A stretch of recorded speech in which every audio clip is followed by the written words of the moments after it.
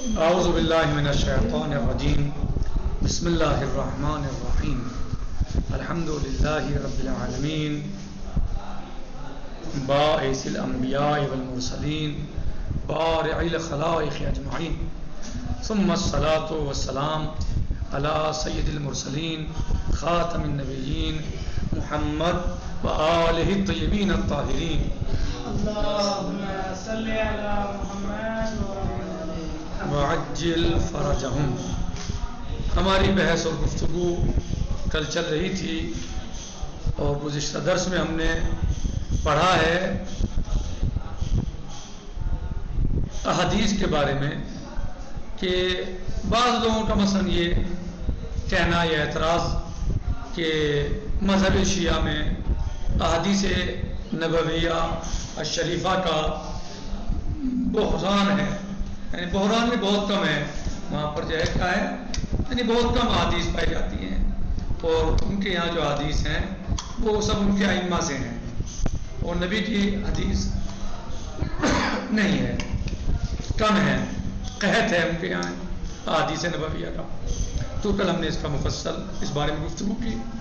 اور ہم نے بتایا کہ برادران اہل سنت جو ہمارے بھائی ہیں وہ اس بات سے انکار نہیں کر سکتے کہ اہل بیت اطہار علیہ السلام ہر اس بات پر عمل کرتے تھے جو نبی پاک فرمایا کرتے تھے اور اسی بات کو وہ پہنچاتے تھے کہ جو بات نبی پاک نے فرمائی ہے، یعنی ان کا عمل بھی وہی ہے جو نبی کا حکم ہے، جو نبی چاہتے تھے، اور ان کے فرامین بھی نبی کے فرامین ہی ہوتے تھے، اور اس بات سے بھی وہ انکار نہیں کرتے برادران اہل سنت ہمارے بھائی جو ہیں کہ اہل بیت اطہار علیہ السلام کائنات کی افضل ترین ہستیاں اور شخصیات ہیں، نبی پاک محمد مصطفیٰ صلی اللہ تعالی علیہ وآلہ وسلم کے بعد ان سے بڑھ کر کوئی نہیں ہے۔ علی خیر البشر من ابا فقد کفر، ابن عساکر نے تاریخ دمشق میں لکھا جی، اور بہت ساری کتابوں میں مل سکتا ہے، مل جاتا ہے، موجود ہے۔ علی سب سے بہترین انسان ہے دنیا کے اندر، علی خیر البشر من ابا فقد کفر، کہ علی سب سے بہترین انسان ہے۔ تو نبی پاک کے بعد اگر کوئی شخصیت زمانے میں دنیا میں تھی وہ مولا متقیان علیہ السلام اور صدیقہ فاطمہ زہرا سلام اللہ علیہ اور آپ کی اولاد طیب اور طاہرین، وہ سب سے پاک، جن کے بارے میں نے کل بھی بیان کیا تھا کہ اللہ عز و جل آیت تطہیر کا کو نازل فرماتا ہے، جن کے بارے میں آئے مباہلہ ہے کہ کوئی مفسر اگر کسی مفسر نے تفسیر ہی نہیں کی اس آیت شریفہ کی تو وہ تو بات الگ ہے، اس نے کیوں نہیں کی، کیا وجہ کہ اتنی اہم آیت کی تفسیر اس نے نہیں کی، وہ تو وہ جانے۔ لیکن اگر کسی مفسر نے اس آیت شریفہ کی تفسیر کی ہے تو کسی نے بھی یہ نہیں لکھا کہ ان 5 کے علاوہ کوئی میدان مباہلہ میں گیا تھا۔ اور یہ آیت شریفہ فَقُلْ تَعَالُوا نَدْعُ أَبْنَاءَنَا وَأَبْنَاءَكُمْ وَنِسَاءَنَا وَنِسَاءَكُمْ وَأَنفُسَنَا وَأَنفُسَكُمْ ثُمَّ نَبْتَهِلْ فَنَجْعَلْ لَعْنَةَ اللَّهِ عَلَى الْكَاذِبِينَ، یعنی سچے تھے کائنات کے سب، سب سے بڑے سچے، سب سے بڑے سچے، ان کے مقابلے میں کوئی نہیں سکتا۔ تو جن کی صداقت کی گواہی، طہارت کی گواہی، گویا عصمت کی گواہی قرآن تیرا ہو، قرآن پاک، قرآن مجید تیرا ہو، تو ان سے بڑھیا انسان دنیا میں، ان سے بہترین انسان دنیا میں کوئی ہو نہیں سکتا، صحیح۔ اور ان سے اگر دین لیا جائے تو ان سے بڑھیا دین کوئی دے نہیں سکتا، ان سے اچھا دین کہیں سے مل نہیں سکتا۔ اگر نبی پاک، نبی اسلام کا دین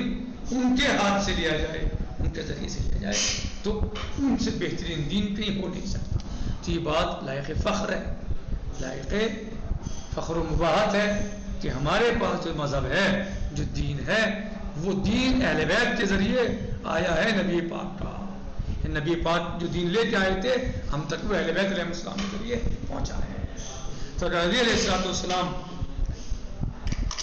ہمیں کوئی روایت بیان فرما رہے ہیں، بتا رہے ہیں، یا ہمیں کوئی حکم دے رہے ہیں، تو وہ حکم عین حکم الہی ہے، عین حکم رسول ہے،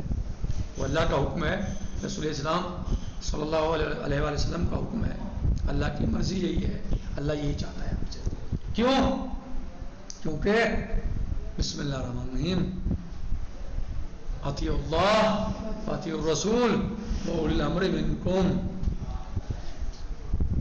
اللہ نے اپنی اطاعت کے ساتھ اپنے رسول کی اطاعت اور اپنے رسول کی اطاعت کے ساتھ اولی الامر کی اطاعت کو کہا ہے۔ تو جو جھوٹا انسان ہو، جو ظالم ہو، آپ اس کی اطاعت کریں گے؟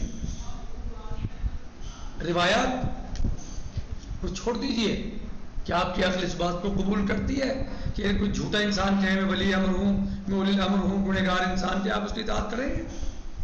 اللہ کہہ سکتا ہے ایسا کہ اپنی اطاعت کے ساتھ ایک ظالم بادشاہوں کے بارے میں کہہ دے، ظالم حاکم کے بارے میں کہہ دے کہ اولی الامر ہے، یہ ولی امر ہے، اس کی اطاعت کرو؟ ایسا ہو سکتا ہے؟ عقل قبول کرتی ہے؟ جھوٹا ہے، مکار ہے، جاہل ہے، ظالم ہے، عقل قبول نہیں کرتی۔ تو پھر اولی الامر ہے کون؟ وہی ہیں جن کے بارے میں آئے تطہیر آئی، وہی ہیں جن کے بارے میں آئے اطاعت آئی، وہی ہیں جن کے بارے میں آئے مودت آئی، وہی ہیں جن کے بارے میں آیا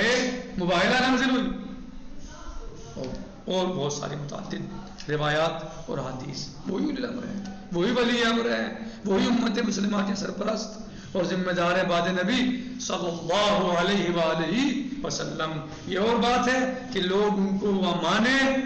یا نہ مانیں، لیکن سب سے بہترین انسان وہی ہیں، اور وہی سرپرست اور ولی ہیں اللہ اور اس کے رسول کے بعد۔ جی، تو یہ ہم نے مفصل گفتگو کر کی تھی، آج اس پہ زیادہ لمبی کرنے کی حاجت نہیں ہے۔ تو کہہ رہے ہیں اسی طرح مذہب شیعہ میں روایت کا سلسلہ صاحب کتاب سے امام معصوم تک دیکھا جاتا ہے، اور اس کے بعد مزید تحقیق کی ضرورت نہیں ہوتی ہے، کہ یہ بات مسلمات میں شامل ہے کہ معصوم کا بیان رسول اکرم صلی اللہ علیہ وسلم کی ضرورت نہیں ہوتی ہے، یعنی جو معصوم کا بیان ہے، گویا اب ہمیں یہ سمجھنے کی ضرورت نہیں ہے اس تمام چرچے اور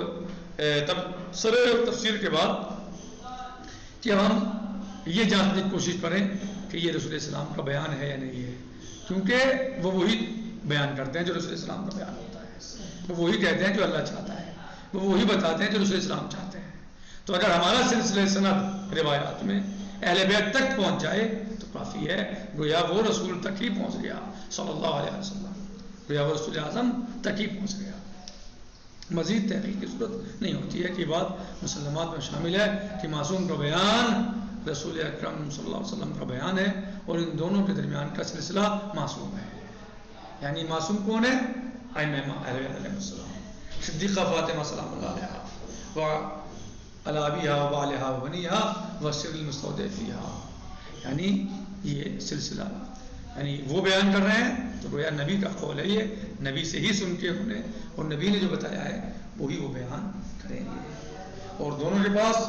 فاطمہ سلام اللہ علیہ کے پاس صحیفہ، امام علی علیہ السلام کے پاس صحیفہ موجود تھا، جن میں سب چیزیں لکھی گئی، درج کی گئی تھی، اور یہ سلسلہ آخر تک چلتا رہا ائمہ علیہ السلام تک، کہ منتقل ہوتے رہے، لہذا کسی تحقیق و تفتیش کا محتاج نہیں ہے۔ گویا سنی علم الحدیث میں جو حیثیت آج سے لے کر بخاری کے دور تک کی ہے کہ کتاب کے امام بخاری کی طرف منسوب ہونے کی بنا پر اس سند کی ضرورت نہیں ہے، تو بھائی اگر امام بخاری کی طرف منسوب ہوگی سند اور پھر ضرورت نہیں ہے، تو کیا امام علی علیہ السلام امام بخاری جیسے بھی نہیں ہے؟ امام بخاری اور امام علی کتنا زمین آسمان کا فرق ہے، کچھ بھی نہیں ہے امام بخاری ان کے سامنے، کوئی بھی عام انسان اہل بیت کے سامنے کیا ہے؟ کچھ بھی نہیں ہے، کچھ بھی نہیں ہے، کوئی حیثیت نہیں اس کی۔ تو آپ تو امام بخاری کو اتنا معتبر مان رہے ہیں مثلا کہ اگر سلسلہ سند بخاری تک پہنچے، بخاری میں ہم مل جائے بس لکھا ہوا تو بس کافی ہے، جبکہ بخاری میں بہت ساری روایتیں کل بھی جیسے بیان کیا کہ خارجیوں سے بھی ہیں، جبکہ خارجیوں پر سب کا اتفاق ہے کہ خارجی خارج ہے، خارجی خارج ہے، اور آپ مسلمان ہم پر اعتبار کر رہے ہیں۔ تو اگر ہم امام علی پہ اعتبار کر رہے ہیں صدیقہ فاطمہ سلام اللہ علیہ پر ہم اعتبار کر رہے ہیں، امام حسن حسین جو جوان جنت کے سردار ہیں ان پہ اعتبار کر رہے ہیں، تو پھر آپ کو کیا پریشانی ہے؟ صحیح، یہ اسے آپ کیسے کہہ سکتے ہیں کہ یہ ہمارے پاس نبی پاک کی